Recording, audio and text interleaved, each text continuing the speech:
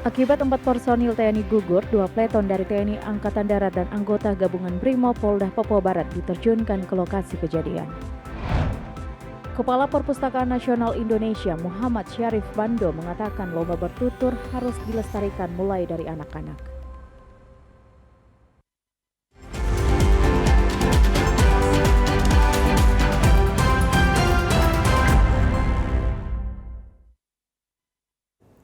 Salam jumpa pemirsa, senang sekali saya Maria Talimbekas dapat kembali menjumpai Anda dalam program Berita Papua Barat hari ini.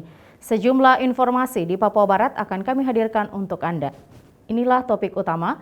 Pemirsa, akibat kejadian penyerangan pos Ramil Kisor Distrik Aifat Selatan Kabupaten Maibrat pada Kamis 2 September lalu yang mengakibatkan 4 personil TNI gugur, 2 peleton dari TNI Angkatan Darat dan anggota gabungan Brimob Polda Papua Barat diterjunkan ke lokasi kejadian.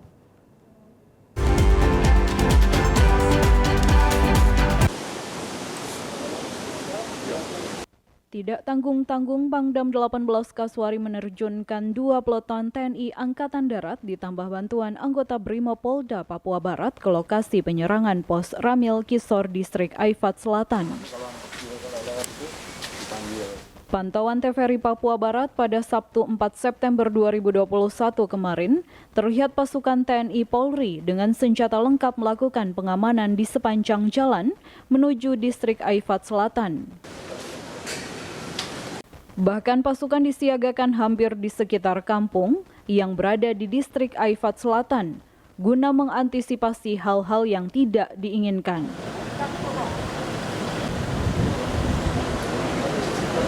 Pangdam 18 Kasuari, Maijen TNI Inyoman Santiasa kepada TVRI Papua Barat menjamin akan memberikan rasa aman kepada warga yang saat ini masih merasa takut dan belum kembali ke rumahnya akibat kejadian penyerangan pos Ramil Kisor. Ia pun menambahkan, penebalan pasukan pun telah dilakukan untuk memperketat setiap pos-pos pengamanan yang berada di Kabupaten Maibrat dan Distrik Aifat Selatan. Dan ajak masyarakat kita yang lain mungkin yang hari ini mungkin masih ada yang ketakutan, saya ke Pangdam memberikan jaminan keselamatan kepada masyarakat kita. Kita akan jaga dan kita akan lakukan penebalan di sini. Kita akan perkuat pos-pos kita yang ada di depan, ya, sehingga masyarakat bisa bekerja membangun. Untuk jumlah personil sendiri yang disiagakan di pos Ramil ini ada berapa? Kita akan tebal, ya, minimal 1 peleton mereka, ya, untuk memperkuat. Gitu. Bersama dengan Pak Kapolda. Sementara itu, Kapolda Papua Barat Irjen Polisi Tornagogo Sihombing menyebutkan, Polres Sorong Selatan saat ini sudah melakukan proses penyidikan. Bahkan, kasus yang menimpa 4 anggota TNI merupakan pembunuhan berencana oleh kelompok separatis. Ia juga memastikan saat ini 1 pelaku telah diamankan dan kini nama-nama pelaku lainnya telah dikantongi dan dalam pengejaran TNI Polri.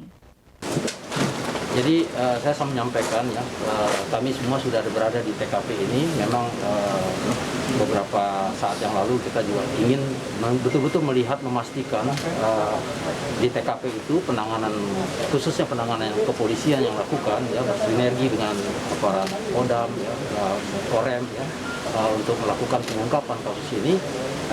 Saya memastikan apakah sudah berjalan dengan baik, proses penyelidikan dan proses penyidikan itu sudah dilakukan dengan baik. Makanya saya langsung tadi memastikan, ya, untuk meninjau langsung ke lokasi, ke TKP, dan untuk memastikan bahwa TKP ini akan bersuara, ya. TKP ini akan membuktikan apa yang terjadi, ya. Dari pembuktian yang kami sudah kumpulkan itu yang kita akan sampaikan kepada publik bahwa telah terjadi kasus penyerangan yang berakibat matinya anggota-anggota terbaik bangsa, ya, dari pos Ramil ini 4 orang prajurit kita ya, sehingga Polres dalam hal ini Polres penyidik ya sudah melakukan sesuatu proses penyidikan yang sudah sesuai dengan kriteria itu. Saya pastikan bahwa kasus ini terjadi dengan kasus perencanaan pembunuhan, ya, perencanaan pembunuhan yang berakibat matinya orang lain, ya. Yang kita pastikan ini perencanaan pembunuhan ini juga dapat berdampak kepada situasi yang terjadi di wilayah Kisor ini dan wilayah Papua Barat khususnya, ya, umumnya, ya. Jadi saya pastikan bahwa mereka semua ya kita akan ungkap. 1 orang yang sudah kita pastikan dia pelaku dan kami sudah kembangkan dan kami sudah mengantongi nama-nama ya. Sementara ini kedua pelaku sudah ditahan di mana? Ya. Di Polres Sorong Selatan karena memang Maibrat ini bagian daripada wilayah hukum Polres Sorong Selatan ya. Dari Kabupaten Maibrat, Natalindo Kerewai, TVRI Papua Barat melaporkan. Pemirsa, pemerintah Kabupaten Fakfak bersama Kejaksaan melakukan penandatanganan surat kuasa khusus untuk menertibkan aset barang milik daerah Kabupaten Fakfak. Hal tersebut disampaikan Bupati Fakfak Untung Tamsil dalam sambutan singkatnya setelah melakukan penandatanganan memori akta kerjasama Pemda Fakfak dan Kejaksaan Negeri. Penandatanganan akta kerjasama ini dengan tujuan utama adalah penertiban dan pengawasan aset barang milik daerah agar akuntabilitas keuangan daerah Kabupaten Fakfak tertib administrasi sesuai aturan perundangan yang berlaku. Bapak Ibu Saudara, bahwa dengan pelaksanaan pendatangan MOU kerjasama antara pemerintah Kabupaten Fakfak dengan Kepala Kejaksaan Negeri Kabupaten Fakfak untuk mendampingi dan sekaligus juga melaksanakan penertiban pengawasan keuangan khususnya penertiban barang di daerah. Tentunya ini menjadi sebuah komitmen pemerintah untuk bagaimana bisa menertibkan ini, karena tentunya ini juga sangat berkaitan dengan laporan atau akuntabilitas laporan keuangan pemerintah yang hingga saat ini kendaraan katakanlah yang masih ada di pihak ketiga, baik kanan dan kemudian aset bergerak ini masih banyak sekali. Ya, saya juga perlu laporkan, kebetulan saya pernah sebagai kepala bidang aset. Dalam kesempatan yang sama, Kepala Kejaksaan Negeri Fakfak Anton Arifullah menyampaikan terima kasih atas kerjasama pemerintah daerah Kabupaten Fakfak yang telah menyerahkan surat kuasa kepada pihaknya, jaksa pengacara pada Kejaksaan Negeri Fakfak dalam hal untuk penertiban aset barang milik daerah dan negara. Anton Arifullah mengatakan, hal ini merupakan tindak lanjut dari MOU yang berkesinambungan dalam hal penertiban aset daerah pada tahun sebelumnya dan ada beberapa aset yang bisa ditertibkan serta ditarik. Dalam rangka penertiban aset barang milik negara, barang milik daerah Kabupaten Fakfak.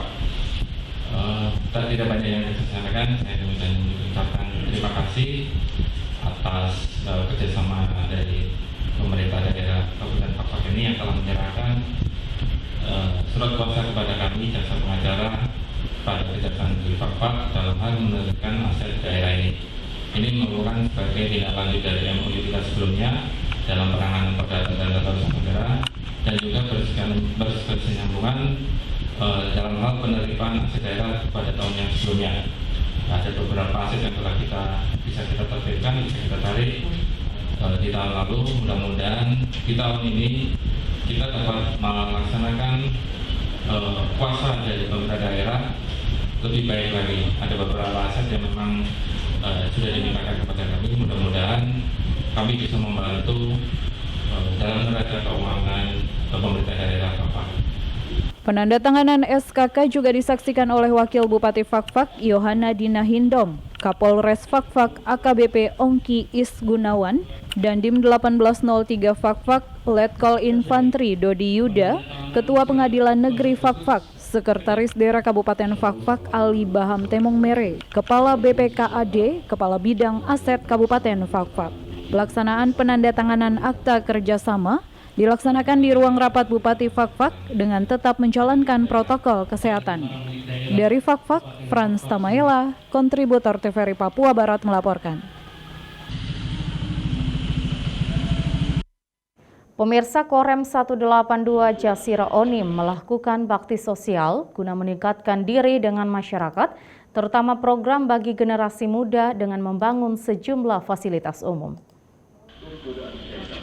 Hal tersebut disampaikan Danrem 182 Jasira Onim, Kolonel Jusak Prastia Girsang, kepada awak media usai melakukan kunjungan kerja di beberapa kodim di dalam wilayah Korem 182 Jasira Onim. Kolonel Jusak Girsang mengatakan situasi wilayah teritorial di beberapa kodim yang telah dikunjungi secara umum sangat baik, aman, dan terkendali. Terkait kasus yang belum lama ini terjadi di wilayah Kodim 1806 Teluk Bintuni, pihaknya mengatakan bahwa daerah tersebut sangat aman terkendali. Saya sudah datangi Mamsel, saya sudah datangi Bintuni, dan sekarang saya datangi Fakfak. Dalam waktu dekat akan saya datangi lagi Kaimana, sehingga saya sudah punya gambaran seluruhnya. Secara umum di 3 wilayah ini saya lihat sudah baik, sudah sangat baik. Jadi tidak ada permasalahan yang memprihatinkan ya. Bahwasanya ada pasca gangguan di Mayerga itu juga sudah selesai dan sudah tertangani dengan baik. Dan itu juga dari luar ya, yang saya ketahui kan dari luar, gangguan dari luar daerah itu sendiri. Jadi secara umum saya akan melanjutkan itu kepemimpinan yang lama, yang sudah bagus, dan kita tingkatkan lagi. Danrem menambahkan, ada beberapa program bersama Pemda setempat dan warga masyarakat, diantaranya program pembinaan generasi muda, yakni program pembangunan fisik, program pembangunan rumah ibadah, dan pembangunan fasilitas umum lainnya. Konsep baru saya rasa belum ya saya. Apa yang sudah dilakukan ini sudah bagus sekali. Kesadaran masyarakat semakin sadar, COVID pasti akan semakin teratas. Itu keyakinan kita bersama. Kita hanya melakukan pengawasan dan penekanan. Kita selalu ingatkan tentang protokol kesehatan sampai benar-benar masyarakat itu sadar sepenuhnya. Dan yakinlah kalau sudah masyarakat sadar, COVID pasti teratasi. Dari Fakfak, Frans Tamaela, kontributor TVRI Papua Barat melaporkan. Pemirsa, Kepala Perpustakaan Nasional Indonesia Muhammad Syarif Bando mengatakan, lomba bertutur harus dilestarikan dari mulai anak-anak karena merekalah generasi penerus yang akan menuturkan sejarah peradaban Indonesia di zaman modern. Hal tersebut disampaikan Kepala Perpustakaan Nasional Indonesia Muhammad Syarif Bando pada acara lomba bertutur tingkat nasional yang dilaksanakan secara daring yang berlangsung dari tanggal 6 hingga 10 September 2021 dengan peserta lomba bertutur sebanyak 34 orang mewakili provinsi di seluruh Indonesia. Pada acara pembukaan, Kepala Perpustakaan Nasional Indonesia Muhammad Syarif Bando dalam arahannya mengatakan, lomba bertutur merupakan ajang yang sangat baik dan harus dimulai dari generasi muda dengan harapan generasi muda sekarang yang akan menuturkan sejarah peradaban Indonesia di zaman modern saat ini hingga ke masa yang akan datang. Kita perlu melakukan lomba bertutur karena anak-anak Indonesia inilah yang akan menuturkan tentang peradaban bangsa Indonesia 25 tahun yang akan datang. Jadi kita ke umur anak-anak ini sekarang umurnya adalah 11 tahun, 25 tahun akan datang umurnya 36 tahun. Mereka adalah simbol daripada sebuah peradaban yang akan mewarnai percaturan global. Bagaimana caranya dia menuturkan bangsa Indonesia di antara bangsa-bangsa yang ada di dunia? Itu tergantung dengan wawasannya tentang keindonesiaannya. Nah, sekarang kita masuk kepada substansi lomba bertutur. Kepala Kearsipan dan Perpustakaan Daerah Provinsi Papua Barat, Abdul Fatah, saat diwawancarai mengatakan, kegiatan bercerita atau bertutur merupakan hal yang sangat penting karena ke depan merekalah yang akan mengangkat informasi budaya, sosial, dan juga informasi lainnya yang ada di daerah, sehingga diharapkan ada pembinaan dari tingkat kabupaten hingga provinsi. Yang ikut pada lomba tingkat nasional itu ada 34 provinsi, termasuk adalah dari perwakilan Provinsi Papua Barat, yaitu yang diwakili oleh dari Kabupaten Manokwari. Kegiatan ini adalah sangat penting karena ke depan anak-anak inilah akan melanjutkan informasi kepada generasi penerus terkait dengan perkembangan baik di aspek kebudayaan, baik dari aspek sosial. Ini anak-anak ini akan melanjutkan. Tentunya harapan kami ke depan bahwa perlu ada satu pembinaan secara khusus kepada bagi anak-anak kita yang akan mengikuti lomba bertutur, baik itu di tingkat kabupaten, tingkat provinsi maupun tingkat nasional. Namun pada saat untuk perwakilan dari Provinsi Papua Barat, yaitu Demianus Renyaan, berasal dari Kabupaten Manokwari dengan judul cerita Danau Ayamaru. Jimmy Tabisu, TVRI Papua Barat melaporkan. Senyum di kulum. Pemirsa, pemerintah daerah Kabupaten Kaimana terus memberikan dukungan guna peningkatan SDM di Kaimana lewat dunia pendidikan, bukan saja dengan menggratiskan biaya pendidikan dasar. Tidak hanya pendidikan dasar, pada tahun anggaran 2021 ini, pemerintah daerah Kaimana juga mengeluarkan beberapa kebijakan dan bidang pendidikan, yakni bantuan studi untuk mahasiswa asal Kaimana yang telah mencapai semester 3, yang saat ini sedang menempuh pendidikan di beberapa kota studi di Indonesia. Sambutan Bupati Kaimana. Hal ini disampaikan oleh Bupati Kaimana, Freddy T, ketika memberikan sambutan saat launching bus sekolah gratis untuk pelajar di halaman kantor Dinas Pendidikan Kaimana pada Jumat tanggal 3 September 2021. Dikatakan Bupati, sesuai dengan Perbub yang telah ditandatangani nomor 14 tahun 2021, jumlah mahasiswa yang dialokasikan untuk mendapatkan bantuan sebanyak 627 orang. Mahasiswa penerima bantuan studi dari pemerintah daerah dibagi dalam beberapa kriteria dan sesuai IPK. Lewat Dinas Pendidikan dan Kebudayaan juga pemerintah daerah untuk tahun anggaran 2021 ada beberapa kebijakan dalam hal pendidikan. Pertama, bantuan studi untuk mahasiswa yang semester 3 ke atas. Untuk studi akhir asli Papua 15 juta, non Papua 13 juta rupiah. Bupati juga menyebutkan, untuk mahasiswa studi langkah mendapat bantuan studi dari Pemda Kaimana berdasarkan kriteria, yakni untuk orang asli Papua dan non-Papua dengan besaran bantuan yang berbeda. Di akhir sambutannya, Bupati mengatakan pihaknya telah memberikan perhatian penuh melalui bidang pendidikan bagi orang asli Papua maupun suku Nusantara di Kaimana. Namun Bupati juga mengakui masih banyak kekurangan yang harus diperbaiki oleh pihaknya. Dari Kaimana, Arfad Cempot, TVRI Papua Barat melaporkan.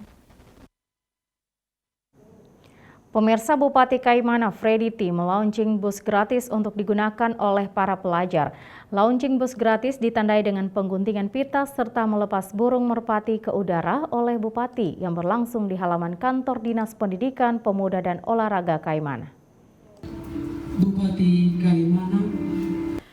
Hadir dalam kegiatan tersebut perwakilan dari Polres Kaimana, Kodim 1804 Kaimana, Pengadilan Negeri Kaimana, Kepala Dinas Pendidikan Pemuda dan Olahraga, serta sejumlah guru dan perwakilan pelajar.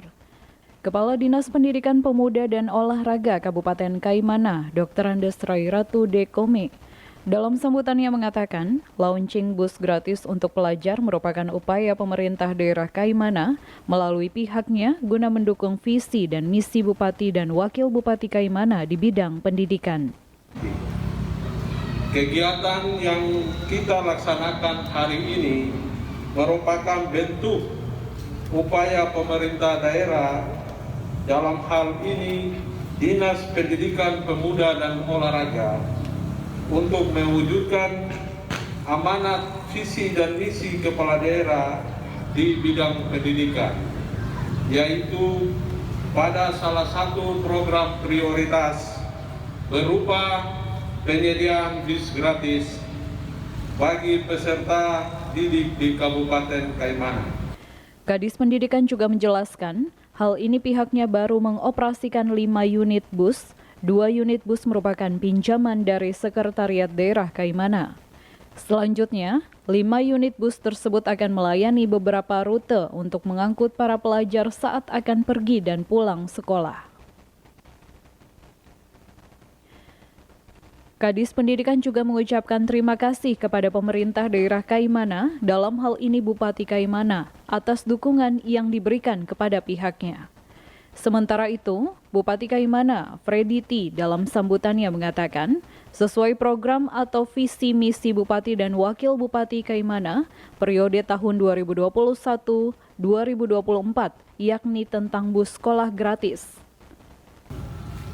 Program atau visi misi Bupati dan Wakil Bupati terpilih periode 2021 sampai 2024 adalah bus sekolah gratis. Ini berkat kerjasama dari dinas dan pemerintah daerah, sehingga hari ini kita bisa launching 5 bis gratis dengan 5 rute. Kita berikan aplaus untuk Dinas Pendidikan. Dikatakan Bupati, ke depan pihaknya akan melakukan evaluasi apakah akan ada penambahan bus gratis maupun hal lain demi perbaikan dan pelayanan kepada pelajar guna mendukung proses belajar tatap muka terbatas. Dari Kaimana, Arfad Jempot, TVRI Papua Barat melaporkan. Pemirsa, Ketua Umum Asosiasi Perlebahan Indonesia Daerah Provinsi Papua Barat melakukan pertemuan dengan pengurus APIDA PB Sorong Raya guna membahas rencana program kerja 5 tahun ke depan terkait pengembangan perlebahan dan madu bagi masyarakat di wilayah Provinsi Papua Barat. Ketua Umum APIDA Papua Barat Jimmy W. Susanto optimis bahwa dengan adanya rencana pengembangan dan pemanfaatan sumber daya alam hasil hutan bukan kayu, yang salah satunya adalah lebah, yang dapat memberikan manfaat berupa madu, dapat mendorong peningkatan kesejahteraan masyarakat di Papua Barat, khususnya masyarakat asli Papua yang tinggal di sekitar hutan maupun di dalam hutan, serta bagi masyarakat secara umum di Papua Barat, karena hal ini sangat sejalan dengan misi Gubernur Papua Barat yang selalu menekankan dalam setiap penyusunan program kerja harus lebih menyentuh kepada masyarakat, bukan sebagai objek saja, melainkan sebagai subjek atau pelaku untuk berkarya di atas tanahnya sendiri, sehingga masyarakat dapat mandiri dalam meningkatkan kesejahteraannya secara berkelanjutan. Kegiatan perlebahan ini kita harapkan ketergantungan masyarakat terhadap hutan, dalam hal ini kayu, dapat berkurang dengan adanya kegiatan perlebahan ini, sehingga masyarakat tidak lagi melakukan kegiatan perambahan terhadap hutan, tetapi bagaimana dengan hasil hutan bukan kayu yang berasal dari lebah ini juga dapat menghasilkan pendapatan yang berguna atau dapat dimanfaatkan oleh masyarakat, sehingga hutan yang berada di sekitar masyarakat itu bisa tetap terjaga. Dari Sorong, Tim Liputan melaporkan. Pemirsa, informasi tadi sekaligus menutup jumpa kita dalam program Berita Papua Barat hari ini. Kami tetap mengajak Anda untuk mencegah penyebaran COVID-19 dengan cara memakai masker, mencuci tangan pakai sabun dengan air yang mengalir, menjaga jarak, menjauhi kerumunan, serta membatasi mobilitas dan bersedia divaksin sesuai kebijakan pemerintah. Indonesia pulih karena aku, Indonesia pulih karena kamu, Indonesia pulih karena kita. Mewakili kerabat kerja yang bertugas, saya Maria Talim Bekas mengucapkan terima kasih dan sampai jumpa.